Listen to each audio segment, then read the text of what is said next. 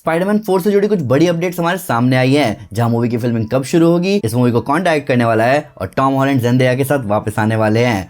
पर एक मिनट, ज़ेंडेया वापस क्यों आ रही है? अभी तक की सबसे धमाकेदार मूवी स्पाइडरमैन नो वे होम के एंड में स्पाइडरमैन को एक सॉफ्ट रिबूट मिला था, जहां पीटर पार्कर को पूरी दुनिया भुला चुकी थी, जिनमें ज़ेंडेया की मिशेल जोन्स और जेकब बैटलन के नेड लीड्स भी शामिल थे। अपना पीटर पार्कर अब स्कूल से कॉलेज की तरफ भी जा रहा है, जहां वो नए लोगों से मिलता, नए एडवेंचर्स का सामना करता। पर इन सब में पुराने कैरेक्टर्स कहां से फिट हो रहे हैं? मुझे पता है कि अभी ज़ेंडेया की वैल्यू बहुत है। ड्यून 2 की सक्सेस के बाद कौन सा स्टूडियो ज़ेंडेया को नहीं दिखाना चाहेगा, पर स्पाइडरमैन स्टोरीज में फिलहाल इसका सेंस बन नहीं रहा। तो दोस्तों, मैं हूं मनसना और आज हम बात करने जा रहे हैं स्पाइडरमैन 4 से जुड़ी बड़ी अपडेट्स और उसके कास्ट के वापस आने के बारे में। तो स्पॉयलर्स का ध्यान रखते हुए चलिए शुरू करते हैं।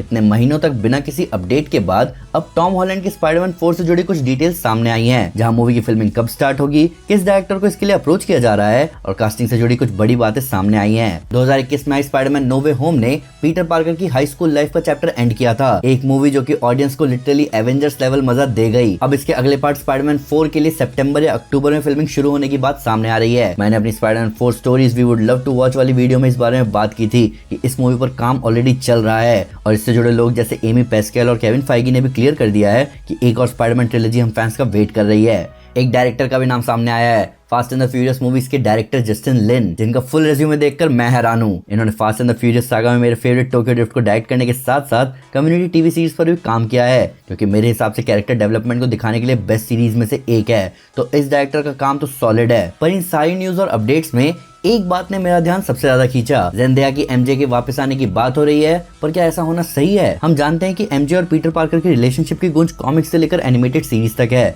लेकिन एमजे जो कि अभी पीटर पार्कर को भूल चुकी है, वो तुरंत उसको पहचान लेगी तो पूरे नो वे होम के प्लॉट की वैल्यू ही क्या रही? इन सब के ऊपर स्पाइडरमैन फैंस जानते हैं कि पीटर पार्कर एमजे के अलावा और भी कैरेक्टर्स के साथ रिलेशनशिप में रह चुका है। एग्जाम्पल के तौर पर मैं खुद उम्मीद लगाए बैठा था कि हमें ग्वेन स्टेसी दिखेगी पीटर की कॉलेज लाइफ में। यहाँ बेटी ब्रांड भी है जो कि जे जोना जेमिसन की असिस्टेंट थी। फेलिशिया हार्डी की ब्लैक कैट को भी हम देख सकते हैं पीटर पार्कर की लाइफ के अगले चैप्टर में। तो पीटर पार्कर का ये साइड एक्सप्लोर करना ज्यादा बेटर होगा और मे बी फ्यूचर में पीटर पार्कर वापस मिलता एमजे से, जिसका उसकी स्टोरी पर ज्यादा अच्छा इंपैक्ट होता। जैसे हम पहले भी पीटर और नेड के बारे में बात कर चुके हैं कि कैसे कॉमिक्स में नेड लीड्स पीटर के दुश्मनों में से एक हॉबगॉब्लिन भी रह चुका है और ये मूवी में देखना कितना इंटरेस्टिंग होगा। पर अभी अगर पुरानी हाई स्कूल गैंग अगर फिर से साथ हो गई तो अपनी आइडेंटिटी भुलवाने वाले इतने बड़े सेक्रीफाइस का क्या? मुझे पता है कि एमसीयू पुरानी स्पाइडरमैन मूवीज के एलिमेंट्स दिखाने में विश्वास नहीं रखता, इसीलिए हमें बिल्कुल लेटेस्ट विलन्स के सेट दिखाए जा रहे हैं। पर कुछ की एलिमेंट्स है जिन्हें स्पाइडरमैन की स्टोरी से दूर नहीं रखा जा सकता, जिनमें ग्वेन स्टेसी की डेथ बहुत इंपॉर्टेंट हिस्सा है। ये स्पाइडरमैन के कैरेक्टर को हमेशा हमेशा के लिए बदल के रख देता है।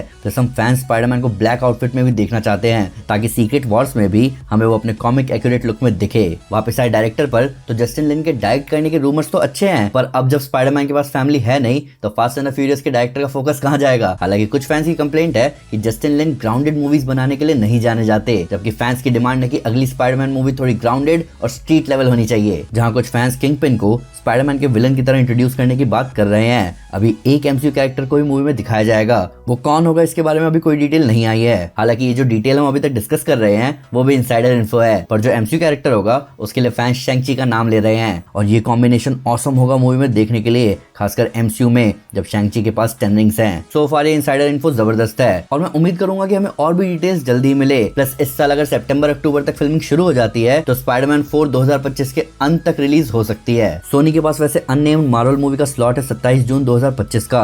अगर ऐसा होता है तो बढ़िया है। अभी फ्लोरेंस प्यू ने सेट फुटेज शेयर किया है हम फैंस के साथ थंडरबोल्ट्स का। उसमें कुछ फैंस का कहना ये है कि यहाँ थंडरबोल्ट्स टीम को सेंट्री मिलेगा। प्लस मार्वल एनिमेशन के एंड से एक्समैन 97 भी सही जा रहा है। लोग अभी सही साइक्लॉप्स की सुपर हीरो लैंडिंग के फैन हो चुके हैं। द बैटमैन पार्ट 2 की फिल्मिंग से रिलेटेड अपडेट सामने आई है कि इस मूवी की फिल्मिंग अगले साल फरवरी या मार्च में शुरू होगी। जोकर 2 के लिए अपडेट सामने आई है कि ये मूवी एक ज्यूक बॉक्स म्यूजिकल होगी जहाँ कम से कम 15 सॉन्ग्स होंगे। एवेंजर्स 5 के लिए कहा जा रहा है कि उसकी फिल्मिंग अगले साल शुरू हो जाएगी। द फैंटास्टिक 4 के लिए रूमर सामने आए हैं कि इसके सारे इवेंट्स एक अल्टरनेट रियलिटी में होंगे और इसकी फिल्मिंग इस साल अगस्त में शुरू होगी। सो फार ये साल थोड़ा ठंडा साबित हो रहा है सुपर हीरो जॉनर के मामले में। हालांकि इनविंसिबल के इस सीजन ने माहौल संभाल रखा है, जिसके साथ मैं आप लोगों को शोगन सीरीज रेकमेंड करना चाहूंगा। तो दोस्तों, ये थी वीडियो स्पाइडरमैन 4 से जुड़ी अपडेट्स के बारे में। अभी अगले साल 3 एमसीयू मूवी तो कंफर्म है, the fantastic 4, captain America brave new world और थंडरबोल्ट। अगर स्पाइडरमैन भी इस लिस्ट में आ गया तो मजा डबल हो जाएगा। ब्लेड के लिए भी कहा जा रहा है कि वो अगले साल ही आएगी, पर अभी कुछ कंफर्म नहीं है। पर फिर भी अगर उससे कोई डिटेल मिस हो गई हो या आपको उसको नया फैक्ट इस वीडियो से रिलेटेड तो प्लीज हमें कमेंट पर जरूर बताएं, हमारे सोशल मीडिया हैंडल पर हमारे साथ शेयर करें। हम हर जगह हैं। तो दोस्तों हम justice league the dark side war को शिफ्ट करने जा रहे हैं सुपर कॉमिक्स पर, जहां आपको एक और नई सीरीज मिलेगी। साथ ही साथ अगर आपको वीडियो पसंद आए तो इस वीडियो को लाइक और शेयर जरूर करें, और ऐसे कई सारे सुपर कंटेंट के लिए हमारे चैनल को सब्सक्राइब करना ना भूलें। Thank you guys, this is Aman Sinha and you are super piece.